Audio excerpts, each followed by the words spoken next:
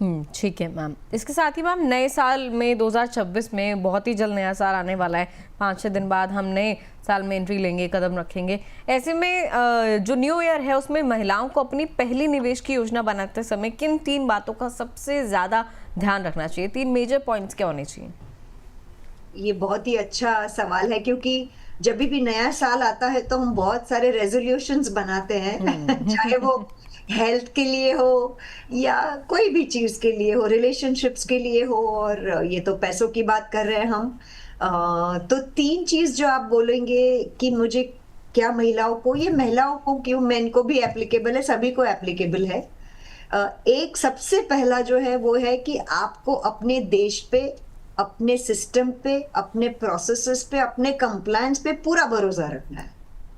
जब तक आपको ये सारी चीजें, छोटा सा भी अगर डाउट होगा तो आप पैसा निवेश नहीं कर पाओगे, आपको डर लगेगा हर चीज में।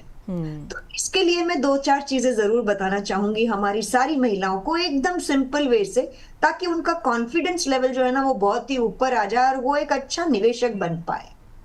तो एक प्रॉमिस करिए कि आप अपने आप को सशक्त करेगी, फाइनेंशियल लिटरेसी में समझेगी, अपना एक समय देगी हर सारी चीज को सीखने के लिए कि भाई आपके लिए इन्वेस्टमेंट में क्या सही है।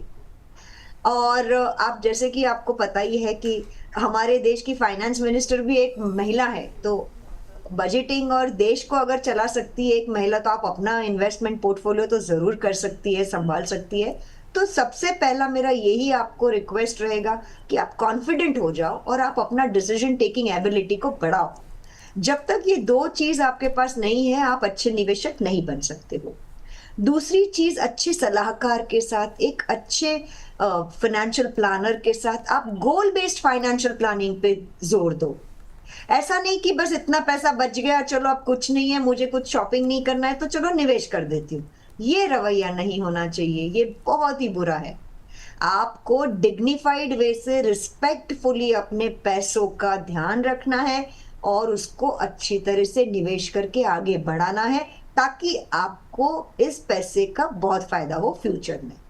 तो आपका रवैया जो है वो आपको जरूर चेंज करना है, उसको बिल्कुल ही लाइटली नहीं लेना है अपने पैसे को। और तीसरी चीज जो मैं यहाँ पे जरूर एम्फेसाइज करूंगी मेरी सारी महिलाओं के लिए, वो है एसेट एलोकेशन पे, डाइवर्सिफिकेशन पे।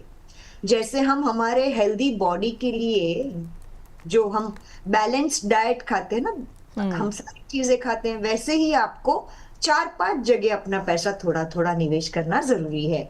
ऐसा नहीं कि आपको गोल्ड बहुत पसंद है तो सारा पैसा गोल्ड में लगा दिया, सारा पैसा रियल एस्टेट में लगा दिया, क्योंकि आपको लगता है कि मुझे सारा पैसा घर में लगा देना है, वहीं पे बढ़ेगा।